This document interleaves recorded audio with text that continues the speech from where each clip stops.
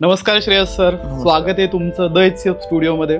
Thank you. एक hotel असणं मोठं आणि खूप साऱ्या शाखा असणं, याच्यात काय फरक आहे? याच्यात फरक असा पडतो की जर एकच हॉटेल असेल तर तिथे तुम्हाला नाव व्हायला थोडा वेळ लागतो. मराठी माणूस आणि व्यवसाय हे एकमेकांपासून फार लांब राहतात किंवा मराठी माणूस व्यवसाय करायची रिस्कच घेत नाही. तर तुम्ही ही रिस्क कशी घेतली? रिस्क घेण्यामागचं कारण एकच होतं की आयुष्यात कधीच नोकरी करायची नाही, शाळेत ठरवलं. आता कुठे कुठे शाखा मग तुमच्या? गारवा बिर्याणीची आता अख्ख्या महाराष्ट्रात जवळपास 15 ते 16 शहरांमध्ये आपल्या शाखा आहेत. तर तुम्ही एकटेच चालवता की पार्टनर्स वगैरे आहेत? आम्ही टोटल 84 पार्टनर्स. 84? हो. तुम्ही जर कामगारांच्या भरोश्यावरती धंदा करणार असाल तर तुम्ही फक्त कामगारांचे आणि वेंडर लोकांचेच किस्से भरताय. तुम्ही स्वतःसाठी काम तुम्ही नोकरीच करताय. आणि ते असंही असतं ना की 1-2 महिने बघतात, अरे काही चालत नाही, मग बंद करून टाका, मग दुसरा बिझनेस उघडा. जर चालू केलं तुम्ही काहीतरी विचारांनी विजनने चालू केलं असेल तर तुम्ही लगेच काय. लग्न हा सगळ्यात मोठा फॅक्टर आहे ना की लग्न झालं पाहिजे म्हणून नोकरी कर बाबा. हा का? कारण की मग तुला म्हणायचं मुलगी कोण देणार. हा. व्यवसाय मराठी माणसाच्या आवाक्याबाहेरचा विषय. मराठी माणसाने व्यवसाय करूच नये, त्याने फक्त नोकरीच करावी ही आपली विचारसरणी. पण आता काळ बदलतोय. मराठी माणसं ही व्यवसायात उतरताय आणि ते उत्तम पद्धतीने व्यवसाय करताय. मलाही आज अशाच एका दूरदर्शी व्यावसायिकासोबत चर्चा करायची संधी मिळाली. श्रेयस उबे, ज्यांनी गारवा बिर्याणीची सुरुवात केली आणि गारवा बिर्याणी संपूर्ण महाराष्ट्रात पोहोचवली आणि अस्सल खवय्यांच्या मनात स्वतःची जागा निर्माण केली. आज मी त्यांच्यासोबत व्यवसाय कसा सुरू करावा, व्यवसाय कसा वाढवावा, विजन कसं असावं, त्यांची लव्ह लाईफ, त्यांची पर्सनल लाईफ, अशा बऱ्याचशा गोष्टींवर चर्चा केली. जर तुम्हाला या गप्पा ऐकायच्या असतील तर हा पॉडकास्ट शेवटपर्यंत बघा आणि तुमच्या प्रतिक्रिया आम्हाला नक्की कळवा.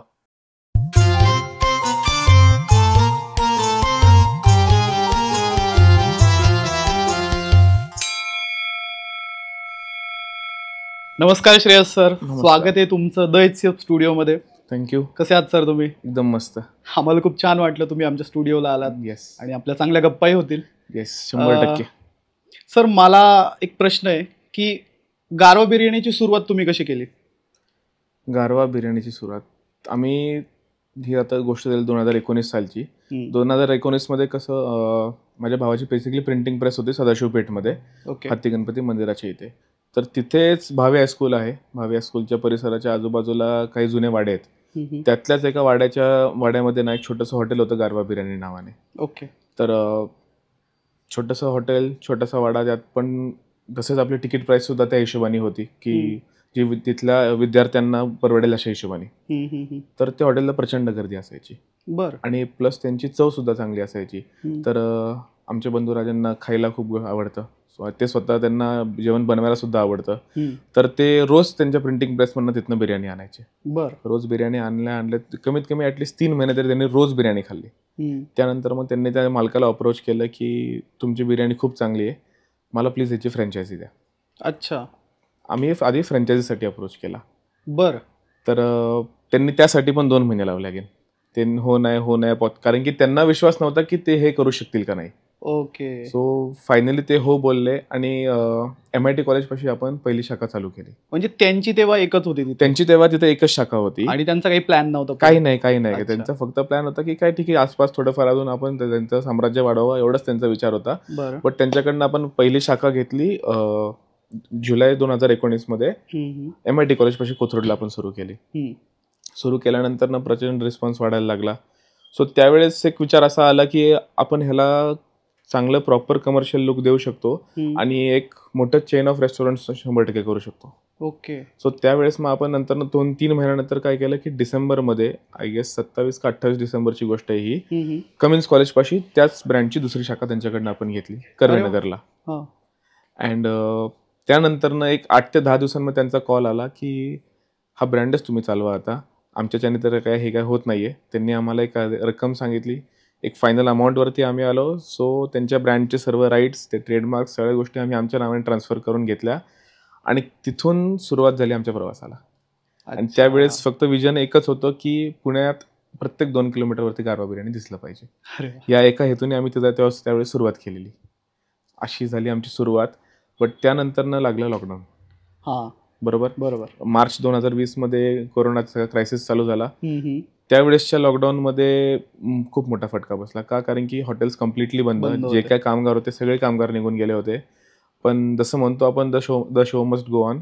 आम्ही काय केलं की मे महिन्यामध्ये 27 मेला, मला अजूनही तारीख आठवते का, कारण की ती तारीख माझ्या आयुष्यात खूप स्पेशल आहे. सो त्या तारखेला आम्ही पुन्हा चालू केलं. मी आणि माझा भाऊ आम्ही दोघांनीच हॉटेल परत चालू केलं. त्याने आतमध्ये बिर्याणी बनवली, मी बाहेर येऊन विकली. सो अशा जो प्रवास आमचा परत सुरू झाला. तेव्हा काय मग होम डिलिव्हरी नाही. त्यावेळेस रस्त्याने येणार जाणारे जे काही लोक होते, बट ऑब्व्हियसली क्वांटिटी कमी जात होती. बट म्हटलं चालू तर ठेवलं पाहिजे, मालकाला भाडं द्यायचंय, आपलं सुद्धा त्यामध्ये जे काही डेली लागतं ते गोष्टी भागवायच्यात. आणि नंतर पुढे लोड येण्यापेक्षा आता ठीक आहे, घरी बसून काय करायचं चालू करून ठेवू. आणि प्लस त्यावेळेस ऑनलाईन डिलिव्हरी सुद्धा होती, त्याचा बेनिफिट मिळत होता. सो आम्ही दोघांनीच पुन्हा सुरुवात केली. अच्छा. सो सुरुवात केल्यानंतर हळूहळू लॉकडाऊन उघडायला लागलं. त्यावेळेस आम्हाला बेनिफिट असा मिळाला की लॉकडाऊनच्या काळामध्ये लोकांची परिस्थिती खूप बेकार होती. दुकान मालकांना थोडक्यात दुकानं रिकामी झाली होती सगळी. सो त्यावेळेस आम्हाला बेनिफिट मिळाला की आम्ही आमचा बिझनेस एक्सपांड करू शकत होतो.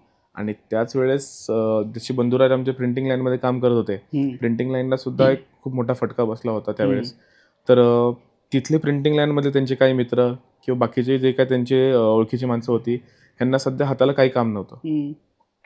सो त्यांना आम्ही जवळ केलं, त्यांच्यासोबत आम्ही हळूहळू विस्तार चालू केला. सो आम्ही रमणबाग चौकात नारायणपेठेत एक चालू केलं, शास्त्री रोडला गांधी चौकात एक चालू केलं, पर्वतीत एक चालू केलं हॉटेल. असे एक एक ब्रांचेस आम्ही सुरू करत गेलो आणि हळूहळू नाव व्हायला लागलं. आणि विदिन नो टाईम एक 4 ते 5 महिने जर आम्ही पुढे गेलो की लॉकडाऊनचेच एक दिवाळीपर्यंत ॲटलिस्ट 10 ते 12 शाखा गारवा बिर्याणीच्या सुरू झाल्या होत्या. ओके. सो हा आम्हाला खूप चांगला बेस मिळाला त्यावेळेस. पण मग एकच शाखा असणं आणि एक म्हणजे एक हॉटेल असणं मोठं आणि खूप साऱ्या शाखा असणं, याच्यात काय फरक आहे? ह्याच्यात फरक असा पडतो की जर एकच हॉटेल असेल तर तिथे तुम्हाला नाव व्हायला थोडा वेळ लागतो. अच्छा. नाव झालं की त्यानंतर लोक तिथून लांबून लांबून तुमच्याकडे जेवायला येतील.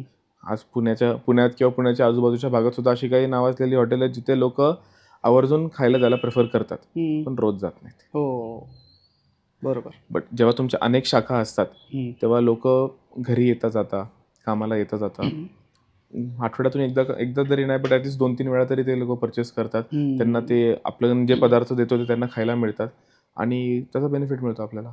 Okay okay okay. सर, पुढचा प्रश्न असा आहे की मराठी माणूस आणि व्यवसाय हे एकमेकांपासून फार लांब राहतात किंवा मराठी माणूस व्यवसाय करायची रिस्कच घेत नाही. तर तुम्ही ही रिस्क कशी घेतली? रिस्क घेण्यामागचं कारण एकच होतं की आयुष्यात कधीच नोकरी करायची नाही शाळेत ठरवलं होतं. अच्छा. शाळेत सुद्धा तोच विचार होता. त्यानंतर 11वी-12वी मध्ये जेईचं प्रिपरेशन चालू होतं, ते तर काही झेपत नव्हतं, त्यावेळेस पण तोच विचार होता. आणि कॉलेजमध्ये असताना सुद्धा तोच विचार होता. वडिलांना हे सांगितलं होतं की पेपर टाकेल, भाजी विकेल, वडापाव विकेल, पण नोकरी करणार नाही. अच्छा. सो मी माझा पहिला व्यवसाय ॲक्च्युली मी जिम चालू केली होती 2021 मध्ये. अच्छा, म्हणजे गारवा बिर्याणीच्या नंतर? सॉरी 21 नाही सर, 2018 मध्ये. तेव्हा मी 21 वर्षाचा होतो. Okay okay. जसं माझी डिग्री संपली राईट अवे मी 2 महिन्यामध्ये व्यवसाय चालू केला, मी जिम चालू केली होती. सो त्यावेळेस पण तेच डोक्यात होतं की आपल्याला नोकरी कधी करायची नाहीये, काही करू तो आपल्याला व्यवसायच करायचा आहे. आणि का व्यवसाय करायचा आहे की व्यवसायामध्ये ग्रोथ आहे, व्यवसायामध्ये लिबर्टी आहे. लोकांना वाटतं की नोकरदार वर्गाला वाटतं की जो व्यवसाय करतो त्याला पाहिजे तसं जगता येतं, पण तसं खरं तर नाहीये. पण कुठेतरी काहीतरी चांगलं काम करता येतं, नाव कमवता येतं आणि मोठं व्हायला भरपूर चान्सेस असतात. ओके. हो, बट ऑब्व्हियसली नोकरीत सुद्धा ते गोष्टी आहेत, माणसाचं नाव भरपूर त्याला कमवता येतं. पण ते अगेन प्रत्येकाच्या ह्याच्यावरती आहे ना, की इच्छेवरती आहे. एखादा खूप हुशार असेल तर तो मे बी एखादा IAS IPS होऊन जातो, आपल्याकडनं ते होणारच नव्हतं. खूप जास्त एखादा मेडिकल फील्डमध्ये असेल तर तो चांगला डॉक्टर होऊ शकेल, इंजिनियर होऊ शकेल, पण तशी तर बुद्धिमत्ता कधी नव्हती किंवा त्या गोष्टीकडे कलच कधी नव्हता.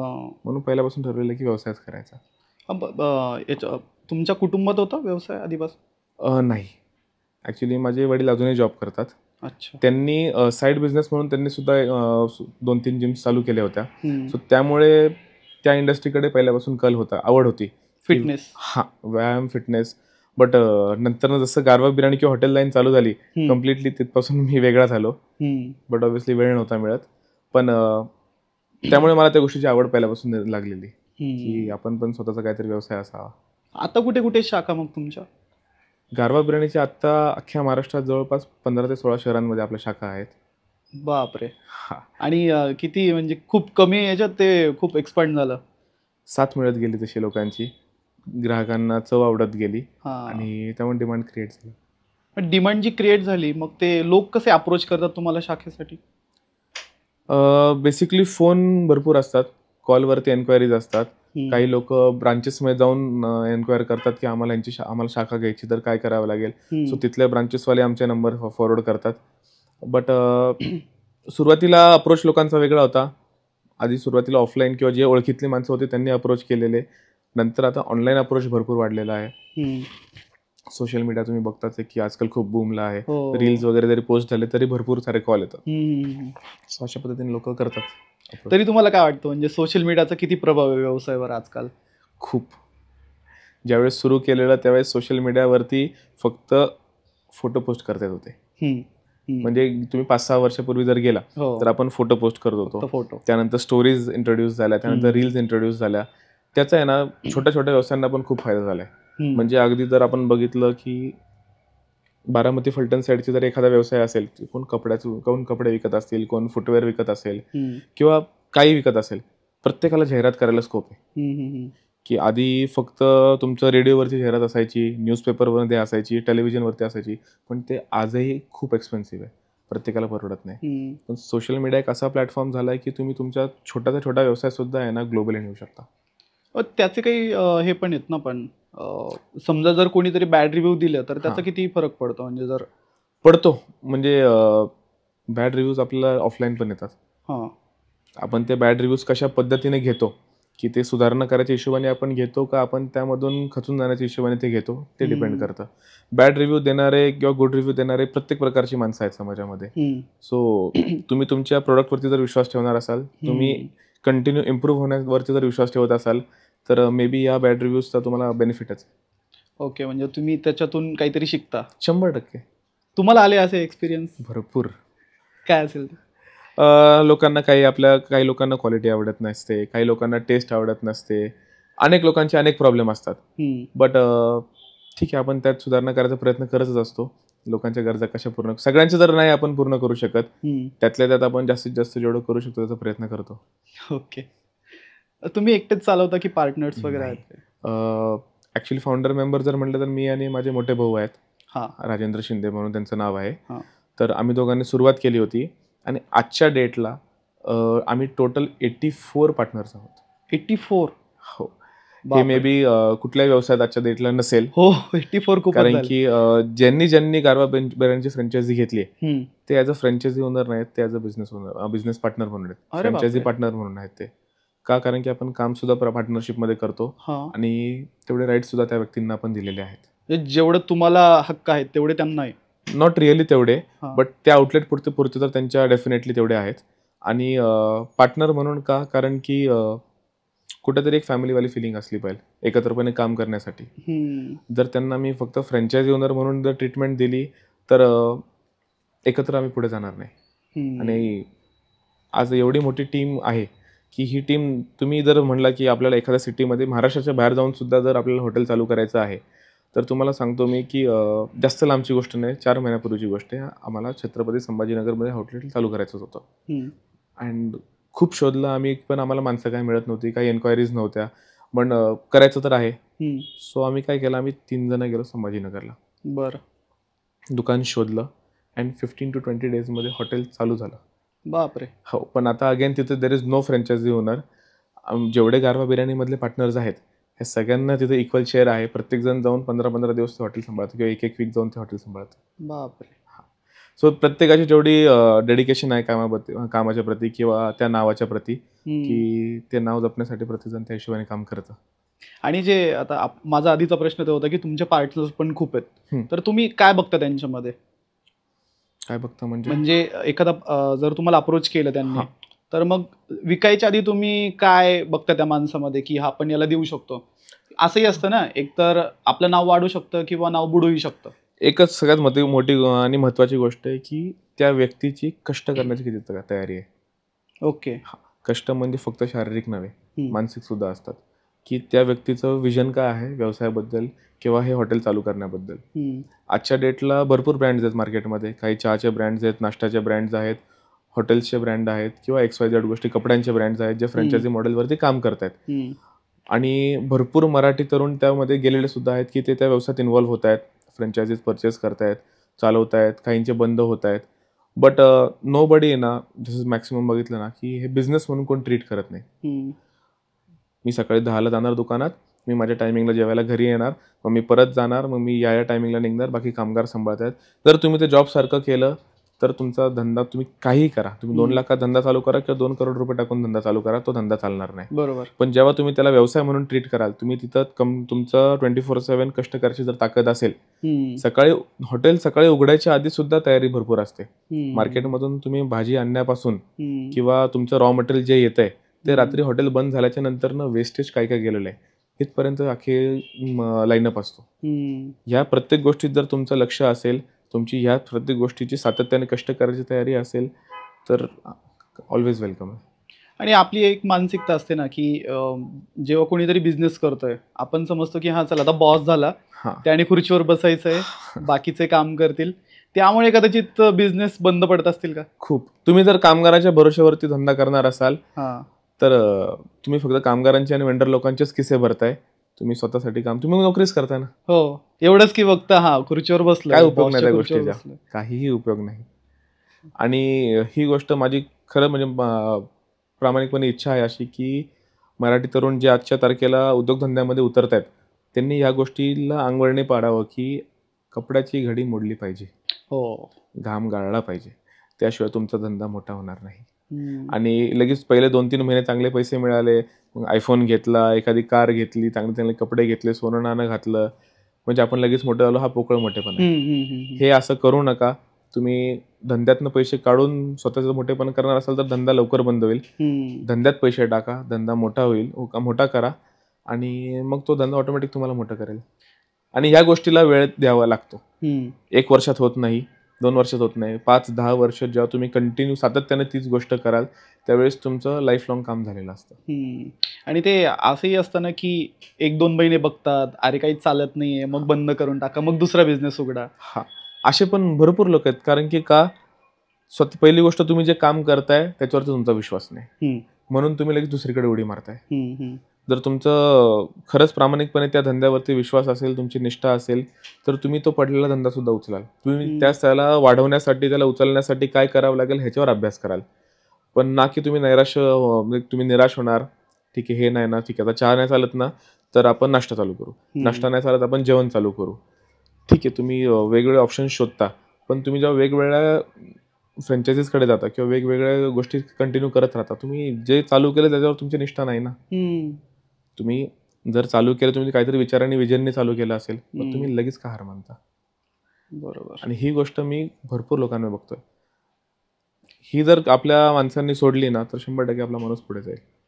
आपला माणूस पुढे जायचं बघतोय पण घरचे सपोर्ट करत नाही. मला पण नव्हतं केलं. काय स्टोरी होती तुमची? मलाही घरच्यांनी सपोर्ट केलं नव्हतं. हो, मी क्लिअरली सांगितलेलं की मी काही करेल तरी मी व्यवसायच करेल. त्यांचा माझा व्यवसाय करण्यासाठी सपोर्ट होता. बट जे मी 24 तासामधले 18 ते 20 तास तिथेच असायचो किंवा चला 15-16 तास तरी त्या गोष्टी घालवायचो, त्या गोष्टीसाठी त्यांचा विरोध होता. की म्हणजे कसं की तुझी काळजी घे, तू जेवण कर वेळेवर. ते बट ऑब्व्हियसली काळजीपोटी होतं. बट कुठेतरी ते घरच्यांनी सुद्धा सपोर्ट केला पाहिजे की ठीक आहे, हेच वय कष्ट करायचं, की ठीक आहे, चुकीचं तर काय करत नाही ना, वाईट मार्गाला तर पोरगं गेलं नाहीये ना, किंवा कुठे दारू पिऊन पडलेलं तर नाही, चौकात तर बसत नाही, तसली तरी कामं होत नाहीयेत ना. तर ह्या गोष्टीसाठी घरच्यांनी खरंच मुलांना सपोर्ट केला पाहिजे की ठीक आहे बाबा, तू चांगलं करतोय, तू मागं वळून बघू नकोस. पण सपोर्ट का करत नसतील, काय वाटतं तुम्हाला? भीती. जर एखादी गोष्ट पोरगं आपलं करतंय, ते नाही झालं, आपल्याकडे तर तेवढं बॅकिंग नाहीये, उद्या जाऊन त्याचं लग्न करायचंय, त्याची फॅमिली त्याला चालवायची आहे, हे मोठ्या घरातल्या मुलांना का सपोर्ट मिळतं? का? कारण की भरपूर फंडिंग असतं, भरपूर बॅकिंग असतं. बरोबर. आणि त्याच्यातून त्यांचे आई वडील सुद्धा गेलेले असतात. तुम्ही जर बघितलं की माझे आई वडील असो, तुमचे असो, किंवा मेजॉरिटी आपल्या मराठी लोकांचे आई वडील आहेत जे आता रिसेंटली उद्योगधंदे करतायत, सगळा नोकरदार वर्ग आहे. खूप कमी आहेत की ज्यांनी व्यवसाय केलेले आहेत. सो आईबापाला पण तीच भीती आहे की राव नाही चाललं तर मग आमच्या पोराचं पुढं काय. ही भीती आहे, ह्याच्या पलीकडे काही नाही आहे. जर तुम्ही प्रामाणिकपणे कष्ट केले तर काही होणार नाही, चांगलं होणार 100%. लग्न हा सगळ्यात मोठा फॅक्टर आहे ना, की लग्न झालं पाहिजे म्हणून नोकरी कर बाबा. हा का, कारण की मग तुला म्हणायचं मुलगी कोण देणार. हा, बट ठीक आहे, ती गोष्ट समाजातनं जाण्यासाठी थोडा वेळ लागेल, आपल्याला पण थोडा वेळ द्यावा लागेल. जाईल न जाईल आपल्याला माहित नाही, मला त्या गोष्टीत पडायचं पण नाही. पण घरच्यांनी जर सपोर्ट केला ना मुलांना तर खूप टॅलेंट आहे. बरोबर. मी अक्षरशः जवळून बघितलंय, मुलांमध्ये प्रचंड टॅलेंट आहे, पण फक्त घरच्यांच्या भीतीमुळे किंवा घरचे नाही म्हणतात म्हणून ठीक आहे जाऊ द्या, मी कुठेतरी 10,000वर नोकरी करतो. असे माझ्या जवळचे सुद्धा मित्र आहेत, मी अक्षरशः त्यांच्या मागे डोकं आपटतो, अरे दे ते सोडून, तू माझ्यासोबत चल, आपण खरंच चांगलं काहीतरी करू. पण नाही, घरचे नाही ऐकत. नाही ऐकत तर बस बोंबलत, मी तरी किती डोकं आपटणार. ते याचा फरक पडत असेल की म्हणजे एकुलता एक आहे तर तू रिस्क नको घेऊ या गोष्टीची. मी पण तर एकुलता एक होतो. तुमचं लग्न झालंय? हो. Love marriage? मग कसं अप्रोच केलं? ऍक्च्युली आम्ही स्कूल पण एकत्र होतो. ती मला एक बॅच सिनियर होती, मी एक बॅच ज्युनियर होतो. बट लहानपणापासून आम्ही मित्रमैत्रिणी एकत्र होतो. आणि त्यानंतर ना मग म्हटलं की नाही यार, ही व्यक्ती व्यवस्थित आहे की आपण हिच्यासोबत आयुष्य खरंच घालवू शकतो. आणि ही आपण तिला जितकं समजून घेतोय त्यापेक्षा जास्त ती आपल्याला समजून घेऊ शकते. त्यामुळे मग ते झालं व्यवस्थित. आणि मी वयाच्या 22व्या वर्षीच लग्न केलं. हो का? तेव्हा गारवा चालू झालं होतं? नाही, गारवा चालू व्हायच्या 1 महिना आधी. गारवा चालू व्हायच्या 1 महिना आधी? 1 महिना. मग त्यांच्या घरच्यांनी काय? विरोध दोन्हीकडनं होता. पण विरोधाला सामोरं जाऊन जर करायचंय तर 100% माहिती चांगलं होणार, जे होईल ते होईल. आणि त्या मुलींचं असं होत असेल ना, जे मुलं व्यवसाय करतात, मुलींना असं वाटत असेल की एवढी मोठी रिस्क घेतोय, काही करू शकतो. नाही नाही, हे बघा, कुठल्याही मुलीला सिक्युरिटी पाहिजे असती. मग तिचं वय 18 असू, 20 असू, 22 असू किंवा 28 असू, ती लग्न करताना बट ऑब्व्हियसली सिक्युरिटी बघते. आमच्या केसमध्ये काय वेगळं होतं, आय टेल यू, की एक माहिती होतं की by hook or by crook अशी तर वेळ येणार नाही की आम्हाला दोघांना उपाशी राहावं लागेल. मी 2 रुपये कमवेल, ती 2 रुपये कमवेल आणि आमचं भागेल. राहिला प्रश्न घरचे ऍक्सेप्ट करतील नाही करतील हा खूप नंतरचा प्रश्न होता. मग जर त्यांचा विचार केला असतं तर लग्न झालं नसतं. आणि जर सुरुवातीला कष्ट आहेत किंवा सुरुवातीला जर अवघड आहे ते जर आपण पार केलं तर पुढे 100% चांगलं होतं.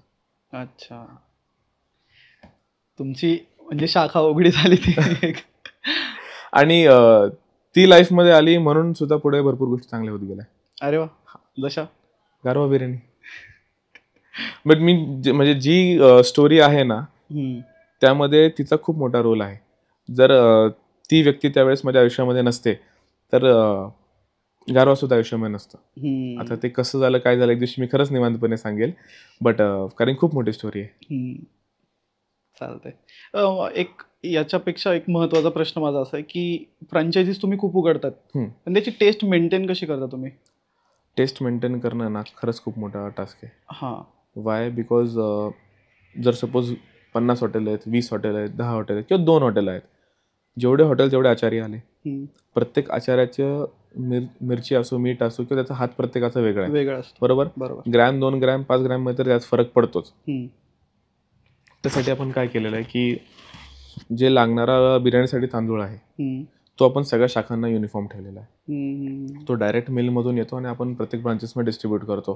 तुमच्याकडनं तो सगळीकडे जातो? Yes yes yes. बरं. आफ्टर दॅट जे मसाले बिर्याणीसाठी लागतात ते आपण स्वतः दळतो. बरं. हां, म्हणजे ह्याची तेच कारण आहे की ज्यामुळे आपण टेस्ट कॉन्स्टंट ठेवू शकतो. ते कुठे, पुण्यातच होतं सगळं? येस, पुण्यामध्ये करतो आपण त्या सगळ्या गोष्टी. बरं. म्हणजे ते चालू करण्यामागचा हेतू पण तोच होता की आता धंद्याचा विस्तार होत चाललाय, आपण पुणे जिल्हा सोडून बाहेर काम करायला लागलोय. सो तिथनं आपण जे मसाले परचेस करू लोकली, जे पुण्यात आपण परचेस करू, बट ऑब्व्हियसली त्यामध्ये फरक असणार. तर आपण स्वतःच जर केले तर त्याची कॉस्ट ऑफ प्रोडक्शन पण कमी होईल आणि दुसरी गोष्ट म्हणजे टेस्ट पण युनिफॉर्म राहील. बरोबर. सो ह्याच्या मागं करण्यामागचे 2 हेतू असे होते की प्रॉफिटेबिलिटी वाढावी कॉस्ट ऑफ प्रोडक्शन कमी झाल्यामुळे, आणि दुसरी गोष्ट सगळीकडे टेस्ट सेम राहावी. Taste same. आणि आता काही काही, आता समजा मी नाशिकचा आहे किंवा कोणीतरी एक कोल्हापूरचा असेल, कोणाला खूप तिखट खायची असं एक सवय असते, म्हणजे त्यांच्या आता पुण्यात कसं इतकं तिखट नाही चालत. बरोबर. नॉर्मली एक टेस्ट असते ते खातात. तर मग ते कसं, आता कोल्हापूरच्या माणसालाही तुमची टेस्ट आवडेल का? आता कसं आहे सर, सांगू का, तुम्ही नाशिकचं उदाहरण घ्या. नाशिकमध्ये काही ठिकाणी किंवा धुळे जळगावचं खानदेश भागातलं उदाहरण घ्या, त्या लोकांना तिखट खायची सवय आहे. So according to their needs आपण काही ठिकाणी रेसिपी थोड्याफार चेंज केलेल्या आहेत की ओके. तिथल्या माणसांना जर तिखट खायला आवडते, काही माणसांना जर रस्स्यामध्ये तरी जास्त लागते, तर तसं आपण बट ऑब्व्हियसली काही गोष्टी प्लस मायनस करतो, त्या कराव्याच लागतात, कारण की त्यांचे टेस्ट बट तसे डेव्हलप झालेले आहेत. बरोबर. त्यांना जर आपण आपलं पुण्यातलं जेवण दिलं तर त्यांना ते आळणी वाटेल, आणि त्यांचं जेवण आपण खाल्लं तर आपल्याला लिटरभर पाणी पण प्यावं लागेल. बरं. So according to region but obviously काही गोष्टी आपल्याला प्लस मायनस कराव्या लागतात. मग नवीन शाखा उघडताना तुम्ही आधी काही टेस्ट वगैरे करून बघतात का तिकडे? कसं असतं, शाखेचं काम ज्यावेळेस चालू असताना मे बी 15 दिवस महिनाभर आमची टीम ज्यावेळेस तिथं सेटअप करत असते, सो त्यावेळेस आहे ना त्यांना जर जेवायला लागतंच, आसपासच्या हॉटेलांमध्ये मेसमध्ये ते कंटिन्यू जेवण करत असतात, त्याच्यावरनं आपल्याला लक्षात येतं की बाबा इथली टेस्ट बड कशी आहे, लोकांना कसं आवडेल. हो, बरं. त्या हिशोबाने आपण काम करतो. म्हणजे तुम्ही सारखं फिरतीवरच असता हो. तसं पाहायला गेलं तर. मग एवढ्या सगळ्या व्यापातून तुम्ही स्वतःसाठी वेळ कसं काढतात? मागच्या 5 वर्षात तरी नाही निघाला. नाही निघाला? नाही, अजिबात नाही. काय म्हणजे इतकं कसं स्ट्रेस कसं मॅनेज करता तुम्ही? एवढं स्ट्रेस नाही ॲज सच, बट काही वेळेस रिस्पॉन्सिबिलिटी अशी पडते की यार ठीक आहे, जाऊ दे, आपलं काम करू, काम झालं की नंतर थोडा निवांत वेळ जाऊन झोपू, दुसरं काही करायची इच्छा होत नाही. मग अशा लॉंग म्हणजे काय ट्रिप्स ट्रिप्स वगैरे? तर कंटिन्यू, त्या गोष्टीला कुठं सुट्टी नाही, ट्रिप्स तर कंटिन्यू चालू असतात. आता जिथं आम्ही सपोज आता रिसेंटली आमचं जळगावमध्ये ओपनिंग झालं, सो आम्ही काय करतो की जिथे कुठे गेलेलो आहोत ना ओपनिंगसाठी, तर 8-15 दिवस आम्ही आधी तिथे आहोत, तर आम्ही ती अख्खी सिटी फिरून घेतो. बापरे. हां, त्यामागे सिटी एक्सप्लोअर करण्यामागचं कारण असं होतं की बिझनेससाठी पण गोष्टी आम्हाला शोधता येतात, त्यानंतर त्याच मागे आपल्याला तिथं फिरणं पण होतं. बरं. सोलापुरात गेलो, सोलापूर फिरून घेतलं, नाशकात असलेलं पूर्ण नाशिक, त्र्यंबकेश्वर, वणी सगळं फिरून घेतलं. त्यामुळे फिरणं पण होतं, रिलॅक्स पण होतं माणूस, आणि काम पण होतं. तुम्ही जेव्हा शाखा टाकता तेव्हा कॉम्पिटिटर्सचा विचार करता का तिकडे? हो, डेफिनेटली. कॉम्पिटिटर्सचा विचार ह्या हिशोबाने करतो की किती डिस्टन्सवरती आहेत, किंवा त्यांच्याकडे किती कस्टमर आहेत, किंवा तिथल्या कस्टमरला ते काय देत आहेत, मग आपण काय बेटर ऑफर करू शकतो, या सगळ्या गोष्टींचा विचार करावाच लागतो ना. ओके. हा प्रश्न याच्यासाठी होता की लोक ओव्हर कॉन्फिडन्समध्ये ना, म्हणजे बघत नाही, हा चल माझी टेस्ट एवढी चांगली ना तर मी कुठे हॉटेल टाकलं तरी लोक येतील, तसं करून नाही चालत. त्याच्याबद्दल काय सांगाल तुम्ही? म्हणजे जे नवीन आता फूड लाईनमध्ये यायचा प्रयत्न करत आहेत त्यांच्यासाठी काय मेसेज द्याल? लोकेशन खूप मॅटर करतं हॉटेल लाईनसाठी. लोकेशनच्या नंतरनं तुमची क्वालिटी आणि क्वांटिटी या 2 गोष्टी खूप मॅटर करतात, आणि बॅकएंडच्या गोष्टी म्हणजे तुमचा परचेस, तुमचं स्टॉक अँड इन्व्हेंटरी आणि तुमचं वेस्टेज, हे पडद्यामागचे खेळाडू आहेत. तुमचं त्याच्या आणि प्लस तुमचं ज्या फिक्स्ड कॉस्ट आहेत ह्या तुम्ही जेवढ्या कंट्रोलमध्ये गोष्टी ठेवाल, कारण की क्वालिटी, क्वांटिटी आणि सर्व्हिस हे कस्टमरला दिसणाऱ्या गोष्टी, त्या तर बट ऑब्व्हियसली द्याव्याच लागतात. फक्त त्याच देऊन चालत नाहीत, पण त्याच्या बॅक साईडला तुम्ही एखादं रॉ मटेरियल जर महाग परचेस करत असाल, तुम्ही वेस्टेज तुमचं खूप होत असेल, किंवा तुमचं जे फिक्स्ड कॉस्ट आहेत त्या खूप वाढत असतील, तर त्या पण कुठेतरी आपण आवडल्या पाहिजे ना. हे सगळे जर फॅक्टर्स आणि क्रायटेरिया आपण लक्षात घेतले, किंवा ह्या गोष्टींची काळजी घेऊन काम केलं, तर 100% तुमचा व्यवसाय चालणार आहे. ओके. मग तुमचं काय मॅनेजमेंट वगैरे झालं याच्यामध्ये? हे सगळं अनुभवाचं बोल. चांगलं. आणि तुमचा पुढचा प्लॅन काय असेल मग? पुढचा प्लॅन तरी सध्या जेवढे हॉटेल आहेत हे सगळे व्यवस्थित चालवणे, लोकांना चांगल्या पद्धतीची बिर्याणी खायला मिळावी हा प्रयत्न आहे, आणि संपूर्ण भारतात आपल्याला विस्तार करायचा आहे. सो अगदी दिल्लीपासून ते दक्षिणेत तुमचं तमिळनाडू असो, केरळ असो, कारण की लोकांना इंडियामध्ये खायला खूप आवडतं, आणि हेतू हाच आहे की कमीत कमी कॉस्टिंगमध्ये लोकांना पोटभर जेवण देता यावं, या हिशोबाने काम करायचं आहे. वा वा सर. चला, तुम्ही इतकं व्यापात असतात तर आपल्या पॉडकास्टमध्ये एक फन एलिमेंट आपण ॲड करतो. त्यामध्ये आता मी तुम्हाला काही प्रश्न विचारीन, त्यात तुम्हाला त्यातून निवडायचं, म्हणजे रॅपिड फायर सारखाच एक प्रश्न आहे. ठीक आहे.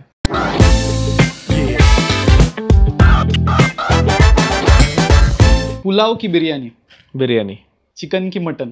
मटन. नॉनव्हेज की व्हेज? नॉनव्हेज. आता हे फिटनेसच्या बाबतीत जे असतं, म्हणजे व्हेजच खाल्लं पाहिजे, नॉनव्हेज खाल्लं पाहिजे, आता तुम्ही फिटनेसमधले, तर तुम्हाला काय वाटतं मग त्यातलं, नॉनव्हेज चांगलं आहे की व्हेज चांगलं आहे? नॉनव्हेज. 100%. 100%. तुमचा व्यवसाय म्हणून तर नाही बोलत आहे तुम्ही? म्हणून तर नाही, बट नॉनव्हेजमध्ये जे न्यूट्रिएंट्स आहेत ते व्हेजमध्ये कुठेतरी लॅक करतात. ओके. आणि जर तुम्हाला, बट ऑब्व्हियसली तुम्हाला जर चांगलं हेल्दी आयुष्य जगायचं आहे, तर नॉनव्हेज हा खूप मोठा न्यूट्रिशनचा फॅक्टर प्ले करतो तुमच्या आयुष्यात. Okay okay. मग जिम की योगा? जिम. गारवा बिर्याणी जर नसती तर कुठला व्यवसाय असता? जिमचा व्यवसाय जो चालू आहे तोच कंटिन्यू असला असता. अजून जिम्स आहेत ना ते आपल्या? येस आहेत. त्याचं काय नाव आहे? The fitness space. Okay. Pune की मुंबई? पुणे. कारण? सुख. हा, आता मी एक शब्द देईल, त्यातून तुम्हाला ते डिस्क्राईब करायचं. ओके. ठीक आहे. बिर्याणी. एका शब्दात सांगितलं तरी चालेल. संपूर्ण आहार. बिर्याणी म्हणजे संपूर्ण आहार. बर. Leg piece? खायला आवडेल प्रत्येकाला असं. गारवा? प्रत्येकाला परवडणारा आणि मनाला आवडणारा. ओके. व्यवसाय? आयुष्यातली एक सुवर्ण संधी. वा वा. विजन? दुनिया. रिस्क? आयुष्य. वा. पुलाव? उपवास. पुलाव? उपवास. आणि शेवटचं जे मगाशी तुम्ही सांगितलंच, पण मला वाटतं की एका शब्दात नका उत्तर देऊ, थोडंसं लॉंग आन्सर जाऊ शकतो. पुणे. पुणे मगाशी मी सुख यासाठी म्हणालो की दुनियेत सगळीकडून फिरून आलो ना, एक टाइम येतो की बस झालं, चला पुण्याला जाऊ आता.